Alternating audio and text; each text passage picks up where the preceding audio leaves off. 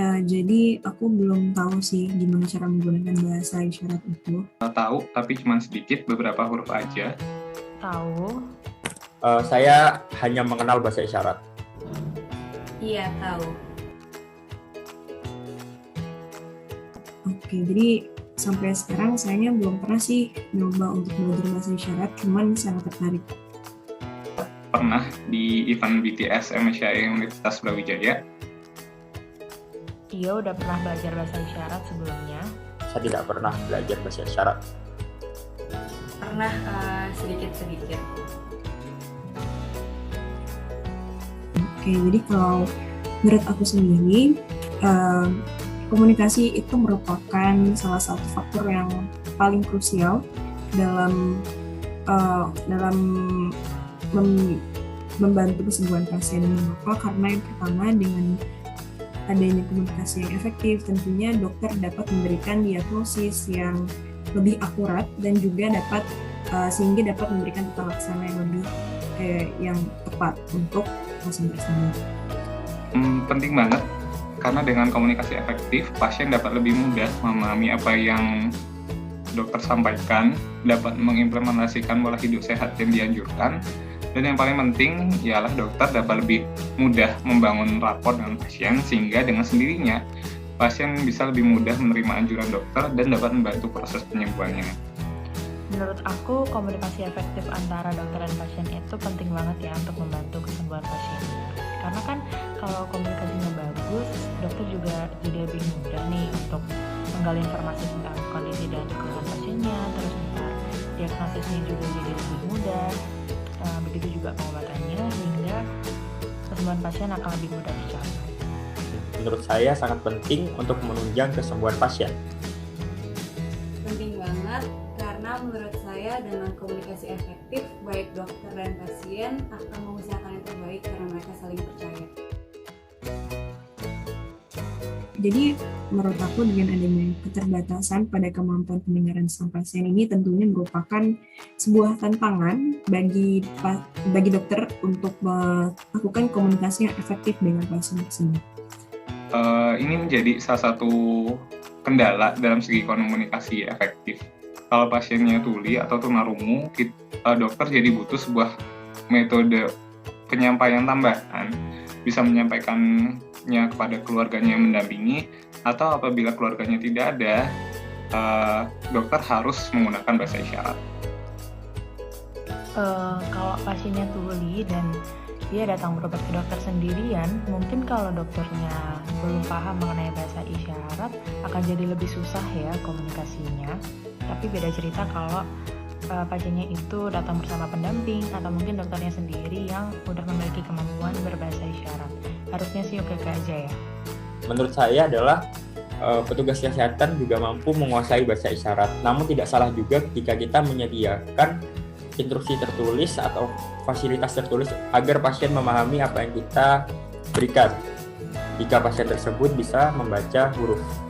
Nah, menurut saya mungkin nantinya akan ada sedikit keterbatasan dari segi komunikasi ya, baik dari sisi pasiennya maupun dari dokternya sendiri. Oke, jadi ya menurut aku penting banget sih. Mengapa? Karena memang seorang dokter misalnya dalam menjalankan komunikasi dengan pasien yang tuli tentunya akan lebih baik jika memang dokter tersebut bisa menggunakan bahasa isyarat. Karena dengan hal ini, yang pertama hubungan antara pasien dan dokter dapat terjalin dengan lebih baik, dan tentunya ini dapat bisa komunikasi yang terjalin juga bisa lebih baik dan lebih efektif, dan tentunya ini berpengaruh dalam diagnosis serta pemberian tata laksana atau pemberian treatment untuk pasien tersebut. Penting banget, karena sebenarnya fasilitas kesehatan itu kan sebuah tempat yang seharusnya bisa diakses oleh semua orang, tidak memandang kekurangan fisik apapun. Nah, dalam konteks pasien tuli, agar dapat menikmati kesempatan yang sama dalam mendapatkan pelayanan kesehatan, perlu adanya peningkatan aksesibilitas, yang mana salah satunya itu dengan akses menggunakan bahasa isyarat tadi. Menurutku penting banget sih supaya teman tuli bisa lebih mudah untuk mengakses fasilitas atau layanan kesehatan seperti kita pada umumnya. Iya, sangat penting. karena tidak semua pasien memahami memahami penjelasan secara lisan yang telah kita berikan, dan juga tidak semua pasien mengerti atau bisa membaca huruf. Jadi kita perlu memberikan instruksi dengan bahasa isyarat. Menurut saya cukup penting karena mungkin akan memudahkan komunikasi baik dari pihak pasien tulinya ataupun dari fasilitas kesehatan itu sendiri. Dan menurut saya itu juga sebagai upaya agar fasilitas kesehatan pun aksesibel atau dapat diakses secara mudah oleh seluruh golongan masyarakat.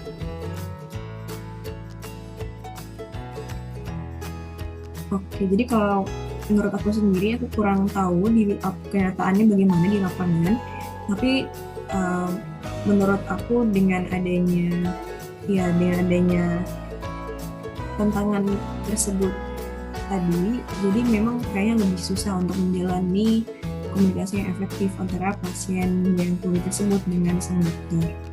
Kalau menurut saya sudah memadai atau belum, mungkin jawabannya lebih ke belum, karena knowledge mengenai bahasa isyarat itu tidak diajarkan secara langsung di perkuliahan kedokteran, namun harus kita cari tahu sendiri.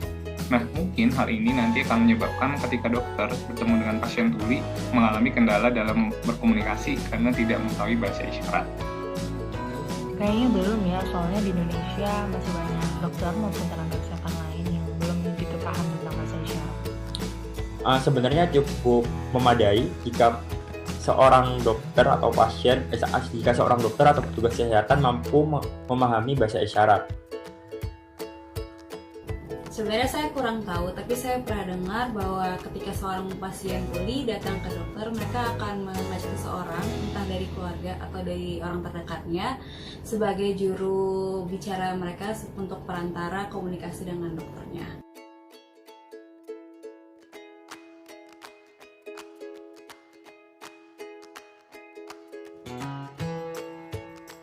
Halo, Assalamualaikum warahmatullahi wabarakatuh. Selamat sore. Aku mau memperkenalkan diri dulu. Namaku Acan, panggilan isyaratnya Acan. Aku asal dari Kota Malang. Aku di sini aktif di komunitas Gerkatin Kota Malang, menjadi pengurus sekretaris. Dan juga aku aktif di komunitas Tuli Mendongeng, jadi ketuanya. Aku sekarang kerja apa? Aku kerja di Bapeda, di Kabupaten Malang, di bagian ekonomi. Terima kasih.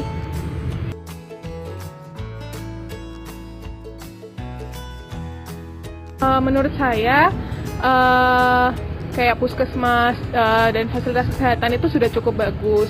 Seperti misalnya puskesmas, di fasilitasnya udah lumayan lah, udah oke. Tapi ada beberapa tempat yang masih kurang sempurna, butuh penyempurnaan.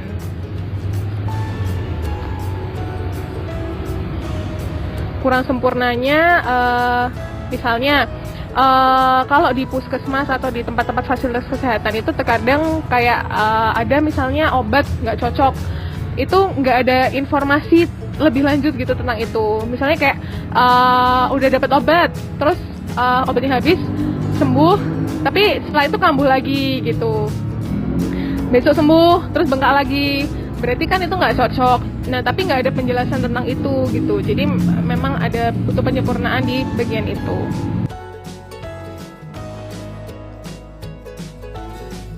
Kalau pengalaman saya datang ke fasilitas kesehatan, itu sangat kekurangan informasi. Misalnya di mana tempatnya, nggak ada yang bisa bantu gitu. Karena akses yang ada di sana itu lebih banyak itu akses berupa suara. Jadi akses lengkap untuk disabilitas itu lebih banyak untuk teman-teman yang pakai kursi roda, daksa, tunanetra. Tapi kalau untuk tuli bagaimana gitu? Masih banyak akses yang belum tepat gitu untuk teman-teman tuli.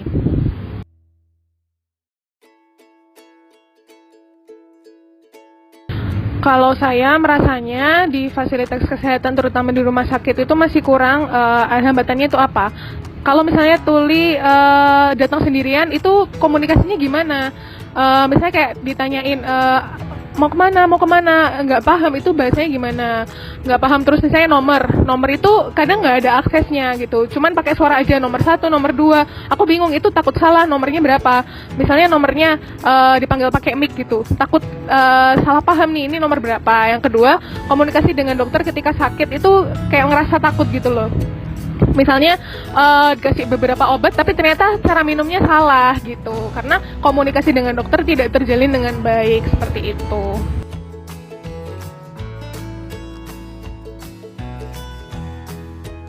Menurut saya pertama itu dari pintu masuk terbuka itu harusnya itu ada misalnya dia datang terus langsung menginformasikan bahwa oh ini tuh tuli gitu. Terus habis itu dapat satu identitas khusus. Contohnya dapat badge warna kuning. Setelah itu nanti itu untuk mengenali, memudahkan komunikasi antara tenaga kesehatan dengan Acan gitu. Jadi nanti entah ada pendampingnya, entah ada nakes yang lebih paham bahasa isyarat gitu. Setelah itu untuk membantu menjelaskan ke dokternya, menjelaskan ke tempat-tempat mana yang harus dituju. Jadi dengan begitu akan merasa nyaman dan juga nggak salah sambung. Terus misalnya ada juga tulisan yang menunjukkan bahwa ini tuh disabilitas tuli. Ada tulisan yang menunjukkan oh ini nomornya berapa sekarang gitu. Atau misalnya ada gambar simbol. Misalnya aksesnya itu contohnya ini ke sini itu nggak boleh supaya apa? Jadi visualnya itu lebih dapat. Jadi dengan seperti itu informasi yang didapatkan bisa lebih penuh gitu. Terima kasih.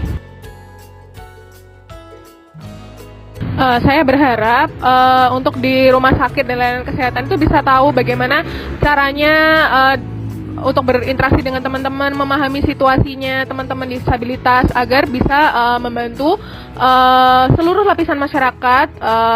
Jadi disabilitasnya nggak cuma fisik aja, tunanetra aja, tapi semuanya. Jadi bisa menyesuaikan akses yang diberikan gitu. Jadi bisa inklusif. Terima kasih.